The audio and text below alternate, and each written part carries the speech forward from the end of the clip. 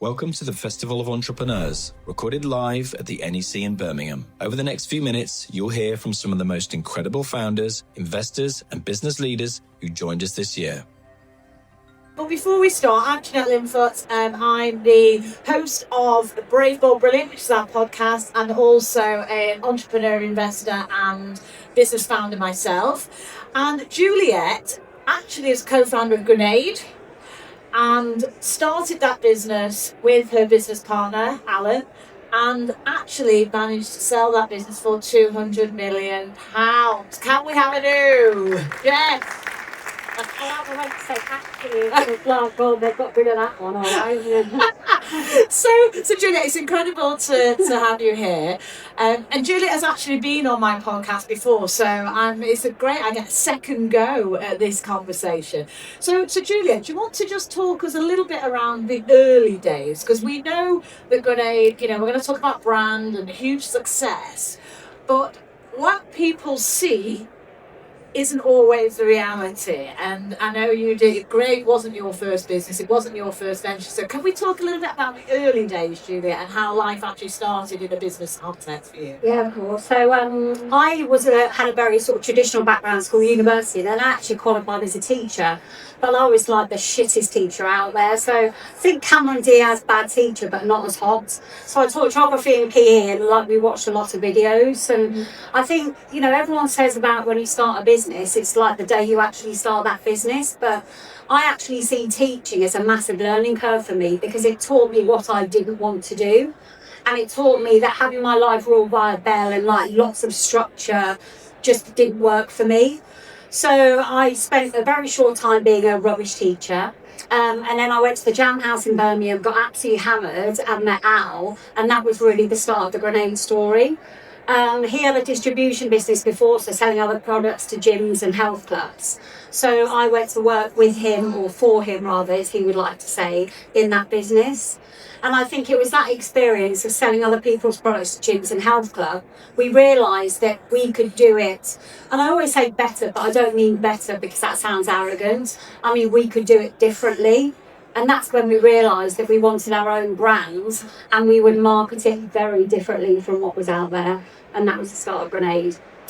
So, early days. So, as you say, I think when we were talking, when we caught the other week, you said something like, I know you had work experience of how many years was it before you started Grenade? 15 years, 10 years? Yeah, so I mean, I said, the work experience is like the teaching when you realise what you don't want to do, and then it's working for, selling other people's products to gyms and health clubs, and learning about the marketing and what customers want and what they buy and, what's important to them. So, yeah, that was that sort of 15 years work experience.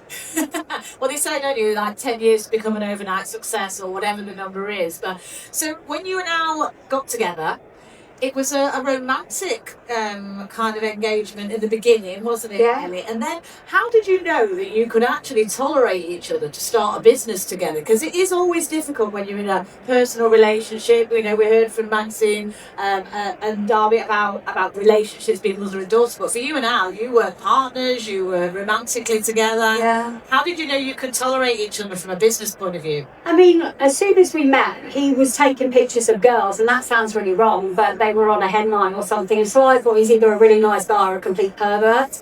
And it turned out that he was a really nice guy. And we went on holiday after 3 weeks, got engaged after 5 weeks, got married after 9 months. So we'd get shit done type of people.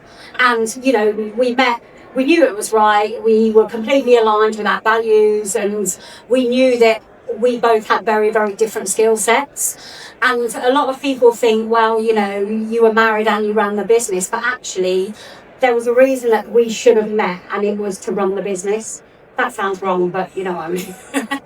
But you had different roles. So you were more on the marketing side, weren't you? And I was more sort of overseeing the general sort of running of the business. Yeah, right? Definitely. And as Maxine said, so I could always say, what Maxine and Darcy said, but we had complete trust with each other, and we had very different skill sets. So Al did the sales and the MPD, I did the marketing and everything else really, and we never ever butted heads on the business. We were completely aligned, but also we had the respect for each other, that we let each other go and do their stuff stuff and then came back together. There was never this nitpicking about, oh, I want to do this in marketing or I want to do that in sales, because it just never would have worked. So we were completely aligned and trusted each other. So let's talk about the brand, Brad, because really, impactful name and a really powerful brand. I mean, most people in the room here, most people here, raise your hand if you'd heard of Grenade as a brand. Thank God for that. It was a risky question, Juliet, but I thought I'd go there. I'm confident that there was going to be a big hand raise. So you've built a powerful brand that is nationally known now, and internationally actually, isn't it? But in those early days, how did you come up with the name? How did you come up with the concept? Because I think that product innovation in the early days, a lot of businesses don't get it right at the beginning, but you guys seem to kind of hit on it pretty early on once you decided what you wanted to do. So talk us through the brand journey and the name side of it, if that's all right. I mean, everything at that time in 2010, it was like a sports nutrition product, so everything was sold in very generic white tubs with scientific names like Xenadrin, Zedracut, Hydroxycut, and nobody could remember what they were called when they stepped outside of the gym or the health club. So I think, with any business, there's always a little bit of the founders in all of the products. And, being a bit sort of strange, eccentric, that had to come through in our products. And I was obsessed with paintball, so the back of our garage at home looked like some sort of arms dealership. And we had a lot of friends in the military, and when we used to go on holiday, you literally used to sit there watching the military channel. So, seeing the grenade shape, it just sort of clicked. And I hate that light bulb moment, because I never think that really happens, but it just felt right. And so much, you as founders, as entrepreneurs, is about gut feeling. And we knew that if we had something that was in a grenade-shaped container, it didn't matter what language you spoke, where you were in the world, it would translate and people would know what that product was called by the look and feel of it. And the name itself then, did you have a think tank? Did you have a little group session? Where did the actual name come from then? A friend tried one of the products. We used to use our friends as guinea pigs, and he tried it and he went, shit, that was like a grenade. Actually, I think he said a word in front of shit, but you get the gist. And he was like, that was a grenade going off, and it just felt right. And I'm all for that gut feeling, and I think Maxine said, or Darcy, you can overanalyze and overthink and you never fucking do anything. So for us it just felt right, and we did it and it worked. And I think because we completely believed in that and were behind it, everything we did was focused on that grenade, so we never deviated from that really strong distinctive brand. And then the very first product then, talk us through the first product and then how the product kind of evolved after that, because I know you kept it very tight. It wasn't like you produced a huge range of stuff, you kept it quite tight, didn't you? Yeah. You did change the product a little bit over the time and you added to it. Yeah. So when we launched, we always wanted to be the Red Bull of sports nutrition. So we wanted one product that was really distinctive, that said what it did on the tin. Because again, as been mentioned earlier, people will only buy your product if it works. You might get one sale, but for them to keep buying it and keep buying it, they've got to trust it, they need to like it, and they need to feel some sort of effect. So, we started with a caffeine-based product. You could really feel it working, caffeine, green tea, bitter orange in it, all those ingredients that gave you a real smack in the face. And actually, it was a weight loss product. And the one thing that most people in sports nutrition wanted to do was to lose weight. So, we really set our stall out. We only ever wanted one product, but because it was in a grenade-shaped container, it looked a bit gimmicky. And actually, one of the buyers at Juliet Barratt said to us, well, are you going to bring out any other products? Because to have a real credible brand, you probably need a range. You don't just want a one-hit wonder. So then we started to do other sports nutrition products, so pre-workout, creatines, proteins, etc. But the flagship product of Grenade in the early days was that thermal detonator. Okay. And given it as a caffeine-based product, because as you were talking, I was thinking, all right, did you ever get any backlash on that at all, or any kind of negativity around, that caffeine kind of hit? Because now, I guess today, we're a bit more conscious about caffeine, caffeine-free products and stuff. So was there any sort of backlash or pushback at all? No, never. I mean, there was a bit of talk in Europe about caffeine being banned, and I think that's why we got one round of investment. But, caffeine for me is life. If I didn't have coffee, I'd be so miserable. You're never going to appeal to anyone. So if you're talking to the decaf people over there in a green t-shirt, then you're never going to appeal to them. But, you know, there are a lot of people in sports nutrition that were taking caffeine-based products. Yeah, and I guess that comes back to what Maxine was saying, wasn't it, about being super clear, what's your why, who's your target customer, and then staying true to kind of that DNA, really, isn't Definitely. it? Yeah. So in the early days, when you've got a great brand, you've got a great product, you and Al are working nicely together, which is fantastic. And what was the office setup, or what was the distribution, the warehouse setup? Because it was pretty gritty, wasn't it, in those early days? Let's paint a picture for us, if that's all right, Julie. Yeah, so definitely. Day one, it was a bedroom upstairs, and we always used like 3PL. Then we moved to a very, very small warehouse with no central heating and no lighting, so I was like a little hermit at the back. But everything was very, like, we always call it hand-to-hand combat. You know, we had an investment in 2014 at 18 billion, and there were 2 staff and 4 cats. That was literally, we did everything ourselves, and we grew the business organically, and that was really, really important to us. And also, we knew where our strengths and our weaknesses were, so we started to do some of our own warehousing. You know, I was unloading pallets on forklifts and like putting them through the back of the unit and all sorts of things like that. And then we realised that actually our forte wasn't in warehousing. We could get someone to do that much better for us. Our forte was in new product development and marketing, so we focused everything on that. Yeah, so obviously it's all got slightly more glamorous as you got bigger and got more successful. And with the team, you know, was there a point that you knew that you were scaling up? Because, you know, there's been a lot of talk over the last couple of days about the difference, the evolution of a business starting, scaling, exiting, and you've done all of that, right? But was there a point where you went, right, okay, actually, what has got us here is not going to get us to the next level? Because I think that's often a tipping point for a lot of founders, a lot of businesses. You know, when do you make the change, and what does that change actually mean? What does scaling up really mean? Yeah, I mean, I think some businesses, there are 2 ways of looking at it. You either get grassroots people in that are doers, but aren't going to actually have direction, strategy, etc., or you get in those people that come in really high up but actually can't help with the day-to-day and are probably a big expense. So I think for us the turning point was in 2014 when we got investment from Growth Point Capital, and Al and I really didn't give a shit about the numbers. And I know that sounds a bit sort of not negligent, but you know, we were about growing the brands, and we were firm believers that if we focused on the brand, then the sales would come. Whereas the investors, obviously, they had an investing interest and put money in, and they wanted us to have an FD in the business. So I think having somebody in that could do something that you couldn't do or weren't particularly interested in actually frees you up to do what you do love and what you are really good at doing. So that first role, that CFO, that FD, that sort of slightly more corporate role, shall we say, which was needed at the time. But the selection of that key individual was quite an interesting way, wasn't it, that you actually brought him into the business? So maybe just share a little bit around that was aligned with getting the finance and the funding that you have as well with Growth Point. So obviously Growth Point putting money in wanted an FD in, so they did the recruitment process for us. And then we were at Body Power at the NEC, I think it was 2010, 2011, and this guy, 6'8", came walking over to the booth, and he said, "Oh, I've been shortlisted for the finance job," and he looked so out of his comfort zone. So this guy come from like bathroom city or bathroom world, we still take the piss out of him now for it, and he looked really, really uncomfortable.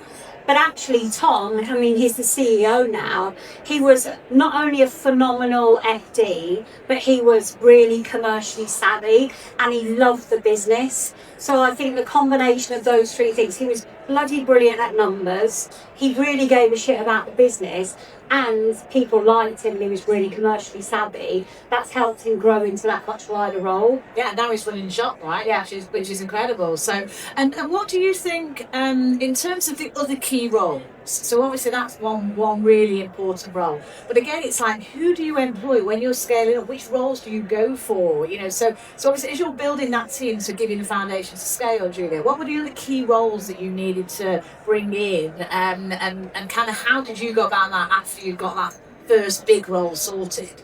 Yeah, I mean, I think as we start to sell internationally, that international role was really important. But one of the early roles that we brought in was a guy that helped with production. And I remember him coming to an interview with us. I think I had to give him his bus fare or something because he was like straight out of like university or college. And he was just in a production role. So he was a real sort of data geek. He loved numbers, great attention to detail. And he's now the head of production. So he's been with the business like 12, 15 years because he's grown into that role. And I think, you employ people to start off with the right cultural fit because you like them and you hope that they grow into the role that you need them to be. But also we were very good at picking people that actually couldn't move forward. And so we brought in people that had the experience, had the black book of contacts that could come in and hit the ground running. But one of the challenges that we faced is culture was so important to us at Grenade. Like Anne and I were still integral to the business in there 7 o'clock until 7 o'clock at night. So we needed to bring on people that got the Grenade story and actually realised that we started in some shitty warehouse in Solihull and we weren't going to offer avocado on toast for breakfast. So it was really, really important to get that balance of skill set versus cultural fit. Yeah, and of course the distribution went crazy, right? So you're 80 countries, I think, maybe even more now, actually.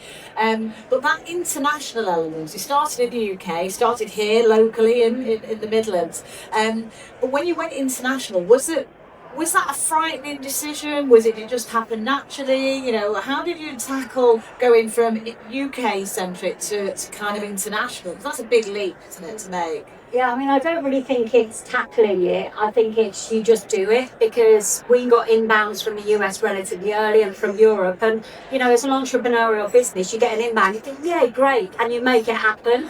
So there's never a question as whether it's the right or wrong thing to do. You just do it because you want to do it and you want the business to grow. I think when it came to 2017, we had a couple of our second round of private equity. I think they made us be a bit more strategic and actually do a bit of market research as to that particular territory and realise if the prize was big enough and if it was worth our time investing in that. But, as an entrepreneurial business early days, if we got an inbound, we made it happen. Yeah, okay. So as the opportunities came and then you just kind of got on definitely. And cracked on. Yeah, we didn't say no to anything. So it just wasn't in our DNA. Yeah, and were there any of those decisions opportunities that you said yes to that with hindsight you wish you hadn't said yes to? I think hindsight's a wonderful thing, and I can sit here and go, yes, there were no decisions that we made, but we got approached by GNC in the US in 2011. It was way too early to go into the US because we didn't have the infrastructure in place. We weren't spending enough on marketing. This was a day whenever we did like magazine adverts, every page was like $12,500, and that was such a big investment to us. Whereas for the other US brands that we were competing with, it was just a drop in the ocean. They had a £3 million marketing budget. We just didn't have that, and actually we pulled out of the US, and then we went back in a few years later when we had a team on the ground over there. Well, it is a brave decision to decide to pull out and go, actually, we're too early. It's not quite the right time. But interestingly, we went back in when you kind of sorted it out and got your head around it, and it was the right time then, wasn't it? Definitely. Yeah. But actually, we thought having the US would be the trade, the exit. But the Mondelez that bought it in 2021 don't give a shit about the US. So actually, what we thought was the prize wasn't actually relevant. Yeah. So we're in 2017. We're growing massively at this stage, and the exit happened in 2020 with Mondelez. Thank you. Put my teeth back in. I've got new teeth, everyone. I've had new teeth done anyway. Sorry, side. So when you were making the decision as to when to sell and who to sell to, was that a really difficult decision? Because we've heard a lot over the last few days about businesses that have sold, businesses that never planned to sell and they want to, create a legacy, a family, etc. But you did decide to sell. How did you know it was the right time and then we'll come back to the right choice of person to sell to? It's the right time. I don't know whether there is ever a right time. It's just the time. And, we had a couple of rounds of private equity, 2014, 2017. So I think that had almost got us over that initial whole shit, I'm selling some of the business. So we obviously weren't the majority shareholders by that particular point. So some of the pain had been taken away. But when Al and I set up Grenade, and when we started to do car killer bars in 2015, we always said that we wanted to sell the Cadbury's. And obviously Mondelez bought Cadbury's like 10 years ago or whatever. So it just felt like the natural fit. And some founders do make, not the error, but maybe, you know, they wish they'd have sold earlier. And, you know, it just felt right. It was that gut feeling. And there was a protein bar in the US that was like really, really popular. And they had a $600 million valuation. They decided not to sell. It's called Quest Bars. And then stuff started to go wrong and the taste profile wasn't right. Consumers walked away and suddenly that 600 million valuation wasn't there anymore. And I bet they wish they'd have sold then. So we never wanted to be in that position where we thought, shit, we should have done that. Yeah, it's a tricky one, isn't it? Because you're never going to really know. You know, did you sell too early? Did you sell too late? Should you know? But I think probably that going on around the same time kind of gave you confidence. And like, I know this sounds really, really stupid, but you know, you can put your house on the market for £1.5 million, but people only spend £1 million on it. So it's only worth what someone's going to buy, what someone's going to spend on it. And you know, for us, having it go to the right owner was more important than another couple of years and maybe 5 million, 10 million more, or whatever. It went to the right home. Yeah, so let's talk about that. Let's talk about the right owner. And what did the right owner look? I know you had this vision of wanting to sell to Cadbury's, but what was the sort of criteria, if you like, that you had in mind in terms of it was going to be important for you to let go, if you like, and sell your baby? Yeah, I mean, like I said, you know, when we weren't majority shareholders, so pretty much the process was out of our control. You know, we were completely on board with it, but it wasn't our decision. I think because they could add additional value, so obviously with the manufacturing, Mondelez own Oreo, which we always wanted to do an Oreo bar, so we thought where there would be some MPD. And in a weird way, it's a Birmingham-based office, so it was really important to us that all the staff that worked at the business would carry on working for the business. So it was a pretty easy transition, and they're all kept on. So it's things like that that were important. Well, yeah, because I guess the team wanted to make sure that, you know, everyone was looked after in the right way is important, because it is your legacy, it is your brand, and people today still say, oh, Juliet, you know, co-founder of Grenade, you know, even now, all these years later, it's still very much you and Al, isn't it, in terms of the business identity? Yeah, I mean, I think Maxine said, you know, the business outgrows the founders, and that's the way it should be. But, you know, those guys that are at the business, and they still are there now, a lot of them, they were like family. I know it sounds a bit crap and cheesy, but we genuinely cared about them and they helped us on that journey. So we would never have sold to anyone that was just going to sack them all and put them in an office in London or, you know, in Europe. Yeah, and in 2020 you decided to fully exit. Al stayed in for a while. What was it like? We've spoken about this privately, but I think it's a really interesting insight. What was it like that day when, you know, the money's landed in the bank, you're free, you've moved on? What's the feeling? Take us through sort of how the emotional side of it, Juliet, and that sort of final exit. Well, I laugh now, but I know I've been quoted in saying it was like root canal. And I know that you shouldn't think about selling your business and getting a shitload of money in the bank as like sort of having horrendous dental stuff. But, you know, for me, the week before the sale, I was absolutely distraught. So I was in tears. And it was this thought that something that you'd worked so hard at, that was so part of you, that you'd lived and breathed for, you know, 10, 11 years, suddenly wasn't going to be part of you anymore. And it should have been a bit easier because, like I said, you know, we'd gone through a couple of sale processes before that. But this was really final and there was no going back. So I was absolutely distraught. The day that it happened, I had to go to my lawyers at like 1 o'clock in the morning. And then it happened like Saturday evening, early Sunday morning. And I remember John, our lawyer, phoning me up and goes, Jules, have you looked in your bank? Is the money there? And I went, I haven't even looked. And I know that sounds like it didn't matter, but it was so final. It's almost like grieving, that you're grieving something that you built that is no longer yours. God, that sounds so pathetic, but it's really true. I mean, does anyone sort of have that feeling? Yeah, okay, there's lots of nods and shakes, and hands raised. So that's I think it is. We've got to be honest, haven't we? About we're human beings with emotions and all of that. So you have obviously, you know, since then you're doing some really cool stuff.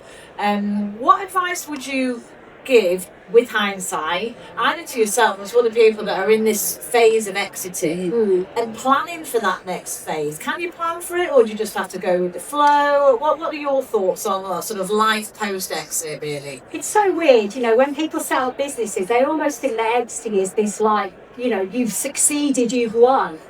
And I think unless you've really thought about stuff after the business, it comes as a bit of a shock. And whether it's worse because I haven't got children or whatever, I've never really thought about life post-grenade. I always thought that I'd go again, and that's not off the table. But, so many brands do, founders do go again, and they get a second album. And that I never wanted something that wasn't as special as the first one. And I never wanted to do something that didn't mean as much to me as Grenade. So it took a little bit of time to actually find that purpose again. Yeah. And, I'm really good at filling my time. Like, I go on amazing holidays, and I'm a bit weird like Maxine, and just really, really spontaneous, and will do crazy stuff. But it doesn't give you a purpose, and I think that's something that takes longer to actually find. Yeah, because I guess there's a piece around identity, isn't there, here? That you started this thing, it's your DNA, your values are all embedded in Grenade. So it's all, we all know logically it's not who we are, it's what we do, but still there's a bit around personal identity. It's almost like, who am I? I think I was talking to Pete Cohen outside, and Pete's at the back there, we were saying, well, who's Jules now, post-exit? Yeah. So finding yourself again, right? Yeah, and I think when you're in a business, you're constantly having to prove yourself, whether it's to investors, or you're having to hit numbers, or you're having to be someone for the staff. When you're not in that anymore, you don't actually have to prove yourself. And it takes a little bit of time to realise, you know what, I'm all right, and I don't have to put on a show, and I can just be me. And I'm in such a fortunate position that I have a wonderful life, and I'm massively grateful for everything, and I know Grenade has given me all of those opportunities.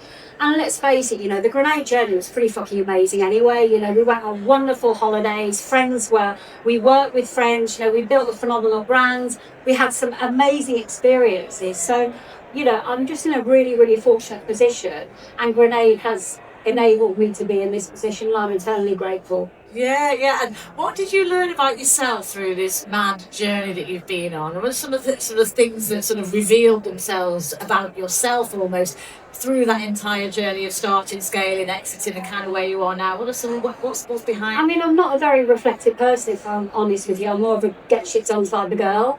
But I think I've realised that I'm actually quite a good all-rounder, and I'll give anything a go, from driving forklifts to doing spreadsheets to, branding or whatever. I've realised that being in a team is better than being on your own, and there's definitely power and strength in being surrounded by good people, and also how important having the right people around you in life and in businesses. And that one bad egg can really have a negative impact on the business or you as a person. Yeah, so some of the stuff you're doing now, I'm going to come for questions in a minute, so if anyone's got a question, get ready, because I'm going to come in with the mic. But one final question in terms of life now then, Jules, what are you up to today and all the stuff you've got going on? Yeah, so I do non-exec chairperson roles for some other food brands and consumer goods, which is amazing, and working with founders that I like, which I think is really important to help them on that growth journey. Alan and I have still got businesses together, so that's quite passive investments now, but that's good fun. And somebody said to me this morning, what's not your purpose, but what drives you and what are you passionate about? And I think I'm a massive believer in making every day count, because you genuinely don't know how many days you've got left. And even if you have a shit day, it's still a great day, and anything can be turned into a positive. So I know it sounds really, really cheesy, and I apologise, but I'm all for making every day count now. Even if it's the little things, they all matter. Yeah, great. I mean, great advice to all of us, right? Yeah, let's make it count. We've only got one life, so yeah. And my parking space at work was Angry Bird. And it's still my iPhone name, and everyone goes, oh, that's you, isn't it? And I think that when you're in the business, everything matters so much, and you care so much about it, whereas now I'm sort of in that position that if something doesn't go right, I'll deal with it. And nothing makes me angry anymore. We've got a non-angry Jules, a very content Jules here on the stage, but we might not leave her so content with some of your questions. So, have we got a roving mic, please, my friend over there? Gentleman at the back, just, and Mr. Pete, got to get shout out for Pete Curley. Pete's on later at the end of the day, so make sure that you actually stick around for Pete as well. But gentleman with the navy jumper on, your question. Hello. Hello. Hello. How did you get the tank A tank. through the streets? Well, yes. And we have a friend that he's quite eccentric. He's got a collection of 120 tanks down in Northampton, and we borrowed one for body power and just drove it in on like cooking oil. And again, I would not recommend anyone to do this, but we just drove a tank through London. We had no permissions or anything. It was purely guerrilla. And this is where, because people loved the brand and they loved what we were doing and we had fun with it, everyone got on board with it. So we parked outside, underneath Marble Arch. It was leaking oil, put a bit of cardboard there. And we were giving all the police grenade bars and they were like loving it. I don't know whether it might be a bit sensitive to do that at the moment, so I probably wouldn't recommend it. But, we genuinely had fun and we got people on side and they were really supportive. And I don't know what the exact saying is, but it's something like do it and then beg for forgiveness afterwards. Slap on the wrist. Great question. Any other questions? Pete? I've got a question. If you could go back to your younger self, Yes. what advice would you give, and how old would you have been when giving that person advice? Difficult. I mean, I applied to be a journalist. I tried to do that at university and I had to write 500 words as to why I wanted to do it, and I couldn't be asked to do it. And I always think, oh shit, if only I'd have done that, that would have always changed the direction. But with regard to, it's so difficult. I think I was an identical twin.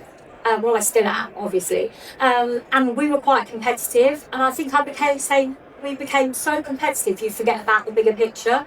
And I probably didn't focus on me, I focused too much on her and what she was doing. So I'd have probably been more me and happier with me and not really worrying too much about what other people were doing. Powerful question. Thank you, Pete. Gentleman from here with the burgundy top. Thanks for the talk. I wanted to ask you, how did you deal with the stress of running a business? Because you mentioned that you're no longer angry, so that made me think of that question. I don't know, if you've got businesses, it's just life. And it's part of running a business. You have good days, you have bad days. And, I think in today's modern world, everyone just puts a label on something and it almost gives you a reason not to do it, or it makes it feel that you shouldn't be feeling like that. So, we had stressful days, but we got through it because we believed genuinely in what we were doing and we never questioned any of our decisions. When we were down to like 27 quid in the bank, we could have easily thought, oh shit, I can't afford to do this. But we thought, do you know what? We want to do it, so we'll make it happen. So I just think it's a mindset thing.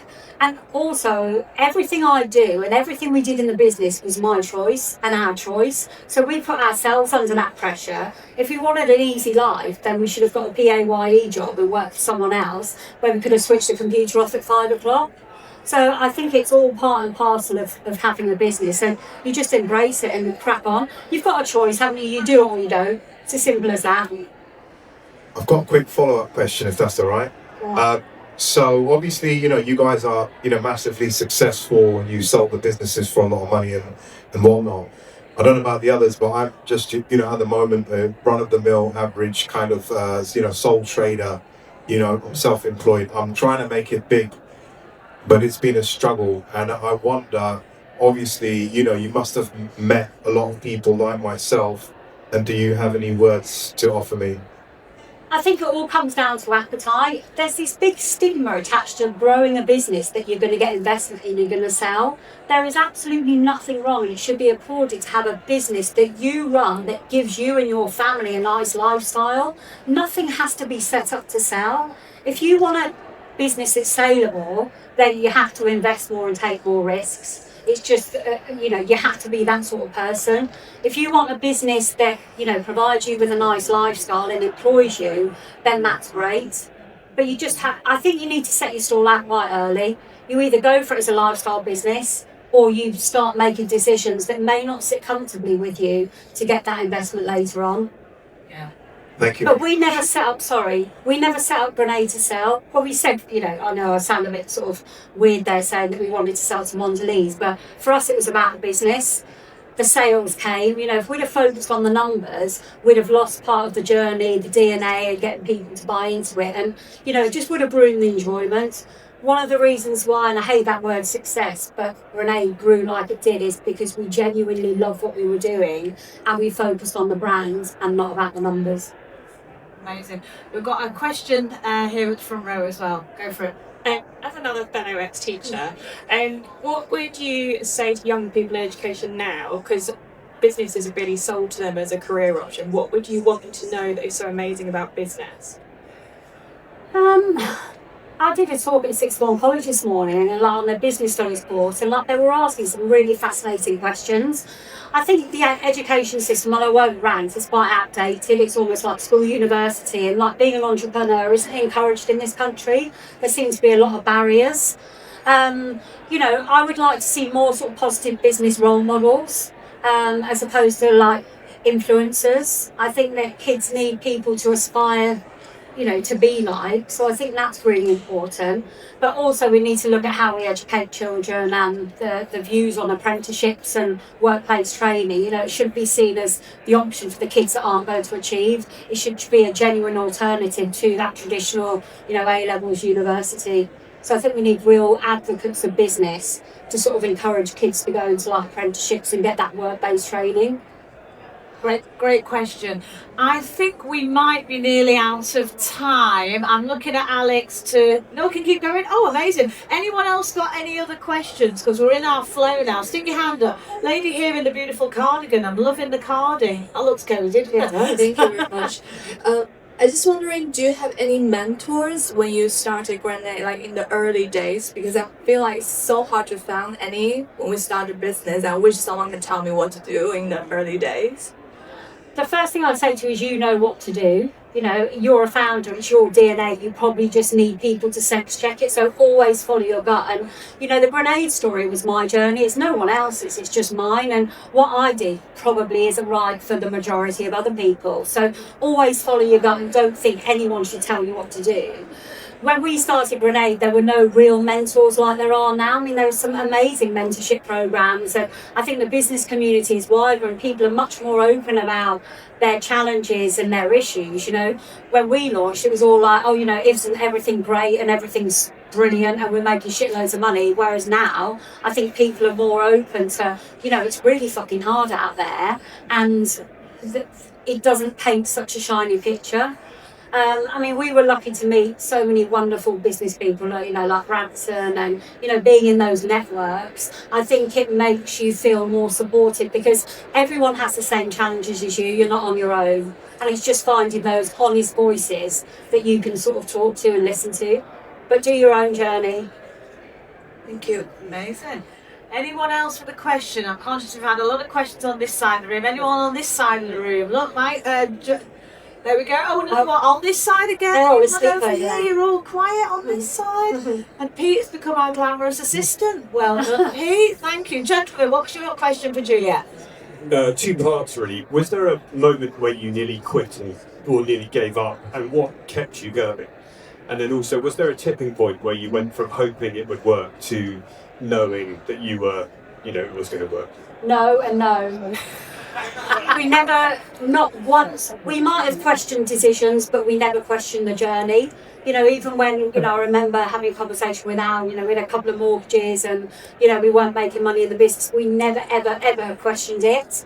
And was your second question about when it was going to... tipping point where you went from hoping it would work to knowing it?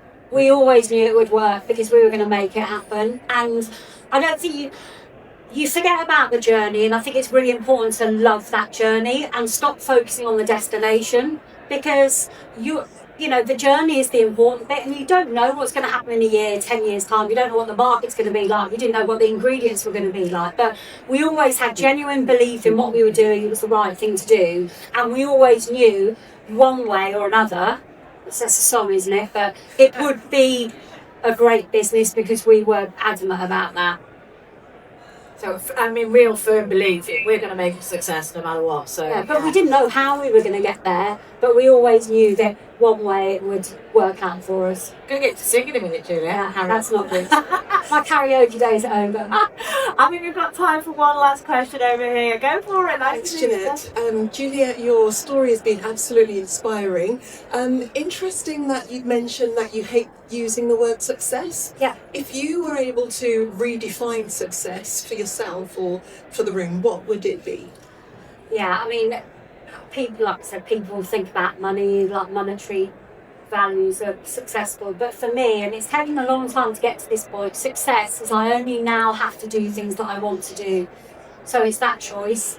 So it's being able, when you're growing a business, you have to do everything because, you have to do it. Whereas now I only really do stuff, whether it be like go food shopping, which I hate doing, just like Maxine. You have a choice and I only do things that I want to do. So does that being selfish? I'm not sure. For me, that's a definition of success. Amazing. What a great question to end with. So I would like to give a massive round of applause to Juliet. Thanks for watching this special episode from the Festival of Entrepreneurs. Our mission is simple: to help founders and business owners grow faster, think bigger, and take action. And if you were part of the event, thank you for joining us and being part of the community. And if you missed it, don't worry. We'll be back with even more ideas, inspiration, and opportunities to help you take your business to the next level. You can find out more and register for future events at festivalofentrepreneurs.co.uk.